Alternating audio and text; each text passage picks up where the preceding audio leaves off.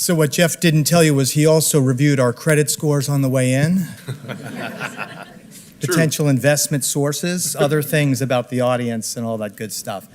Well, I'm delighted to be presenting to you some work that I've been doing for the last couple of years. Just to put it in context, it started when I was out east in New York City at NYU. One of my colleagues there and I were discussing ways to look at healthcare innovation. More specifically, could we create a crystal ball so we could have a better bet, since we were right down the block from Wall Street, on some innovators that were popping up. And that led us to some important questions that we needed to answer if we were going to look forward, that really revolved around looking backwards. So with no further ado, a couple of disclosures here of other outside activity. What I'm going to present is something called three-factor framing, which is basically identifying some out-of-field variables and other factors that really, we think, hang together to create breakthrough innovation. So, as I said, it started with a question, and the question was, can we better analyze disruptive innovations in the health sector? And if so, is there a common theme in these game changers, a common construct? Are there relationships to the variables within them? Is there some chronological component over time? Can we map that over that time period? Is there some convergence associated with it? Is it reproducible, and can there be some degree of predictability as we move forward? So with that said, in the health sector, we decided to really concentrate on a few different areas. Some of the obvious ones: pharma, drug development, implantables, genetics. Some specifics like neurostimulation, robotics. Also a little bit out of the norm, looking at policy and politics and really innovation in that sector and how that leads to care delivery.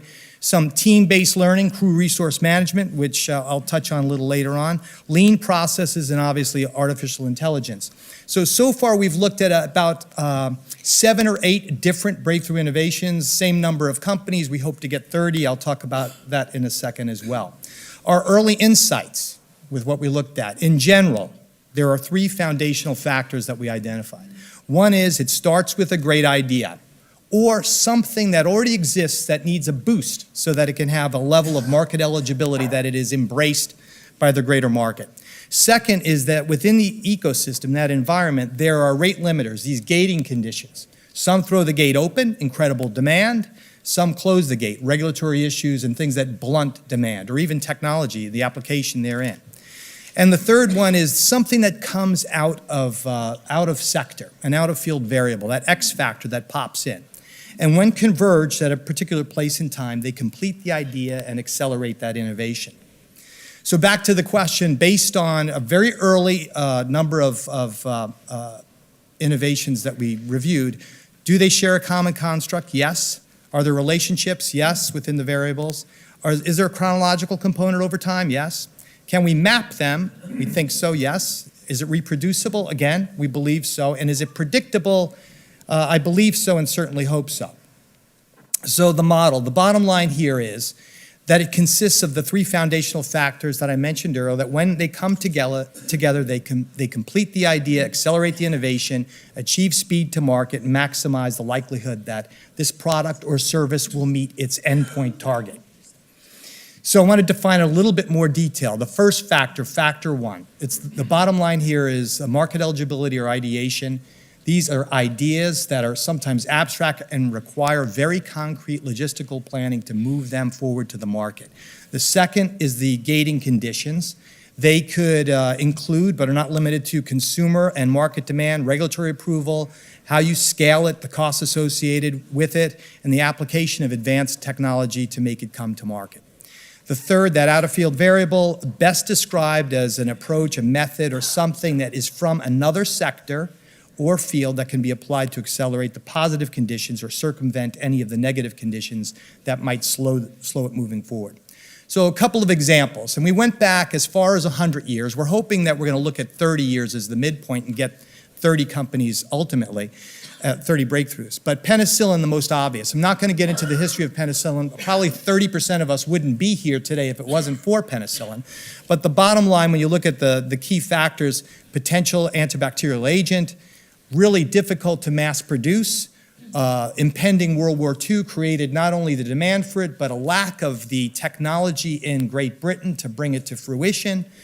Deep tank fermentation, thank goodness for the American farmer, and agriculture was an out-of-field variable that was producing corn steel liquor production. The means to mass produce it was at hand, just not identified. The first human trial in 1942, it was essential, obviously, as not only a treatment because of the fatalities and ravages of war, but also for infection in general. So we know the first factor, Fleming's belief it was a potent anterior bacterial agent. Second factor, the gating conditions, they could not mass produce penicillin. If you take a look at the literature, look at what he was doing in Great Britain, it was a pretty rough process. The public health issues that were obviously connected to infectious disease, fatalities associated with the ravages of war, all were creating that demand. The third factor, deep tank fermentation, really came from American agriculture. The convergence of them turned those rate-limiting factors into a positive and accelerated to mass production. Here's how it looks when you plot it out. The real bottom line here is everything was holding steady state until the breakthrough with the corn steel fermentation, which really created the massive lift at the end.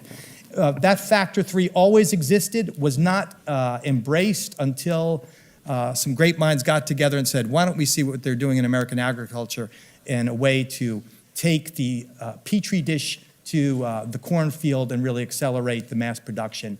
The whole process was 13 years, and that seems in this case to be a pretty lucky number. Human genome, another a good example, I think. I'm not going to get into the details. The first factor, obviously, the great promise of cracking the genetic code to treat disease and other pathologies. The second factor, the gating conditions, the massive size of the human genome. It would require more computational power to elucidate and sequence than had been available previously. The third, shotgun sequencing. It wasn't only shotgun sequencing, putting together GATCA in a stream to build upon a genetic coil, but really what the Institute for Genomic Research was doing at that time by using cluster computing. So Craig Venter brought in cluster computing, which came out of the military, really, which allowed for more than a binary sequencing. It allowed for scenario planning, which was its original intent with the military. He leveraged that for shotgun sequencing.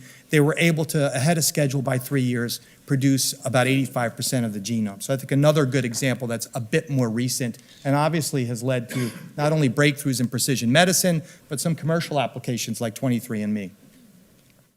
Here's the way that looks. Same type of a pattern. Interesting when you take a look at it. F3, the X factor, the outer field, always there, but obviously being utilized by a different sector, different field, in this case early on the military for proprietary reasons with defense, but all coming together at a particular point in time.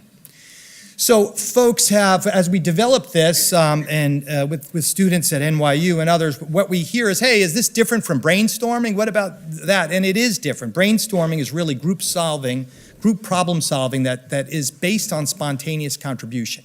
It's a good technique, there's no doubt about it. But what we do with this model is intentionally and systematically focus on examining the variables, each on its own, particularly the outer field variable, and really eliciting that perspective from the group. While in the past this convergence might have occurred due to a series of chance events serendipitously, this is an intentional way to accelerate processes, shorten timelines, and achieve product maturity. So I wanted to make sure I threw in diversity because this is actually all about diversity if you think about outer field variables. And I think that with this model, that building a construct, groups can actively introduce different attributes. So you could, the third factor could be someone who is a different gender, race, has a different cognitive perspective, et cetera. It creates new possibilities and approaches to problem solving. And we know this by studies that are out there that diversity in the workplace, teams, cohorts has been shown to not only increase productivity, but enhance learning and positive outcomes. So it hangs together with that as well. So I want to break it down. So here's what it looks like, and I'm interested to see the other panel members and how some of their developments may fit into this. Number one is that ideation, the great idea, or its market eligibility. Then the gating factors that either close the gate, right, regulatory issues, or open it, great market demand. Then the potential for an out-of-field variable that can help overcome those rate limiters, test out the variable against the gating factor, accept or reject the out-of-field variable, and repeat it again. So testing. So let me just give you one thing. I was talking to someone in the military a while back. I said, what do you think of this? They said, wow, I'd love a fantastic new attack helicopter. I said, well, you got a couple of good ones, the Apache, et cetera. He said, yeah, but I want one. He showed me all these things. I said, so what are the rate limiting issues? Is it material science, you know, the wings, all that? And I said, how about the out-of-field variable of a dragonfly? You know, make that happen and scale it up. So biomimicry in that case could be applied and do something that's even out of the health sector. A little bit of a stretch there, but something where I think you can wrap your head around the idea. So the conclusion here is we believe this is a simple but powerful methodology. Obviously, we're going to test it out more. It can help speed up the development of an idea and accelerate its speed to market. The systematic approach, it's different than outside the box with brainstorming because it actively incorporates these out-of-field variables and a diverse set of perspectives and could probably add to a breakthrough sooner rather than later. They have to converge to create these game-changing breakthroughs. We're going to test that out. Our next steps, we're advancing the research. We're looking at 30 game-changing innovations and disruptions right now. We've got about 9 of them pretty well mapped. We're going to apply this methodology to it, calculate the convergence of those factors, see if when we apply predictive analytics and some computational components to it, if there is a method to this madness. And then look out there at emerging tech that's popping up and see if, number one, the framework fits, or if they could use the out-of-field variable to help accelerate or lift to another level. So be on the lookout for that. I appreciate the opportunity to present this to you, and more to come. Thank you.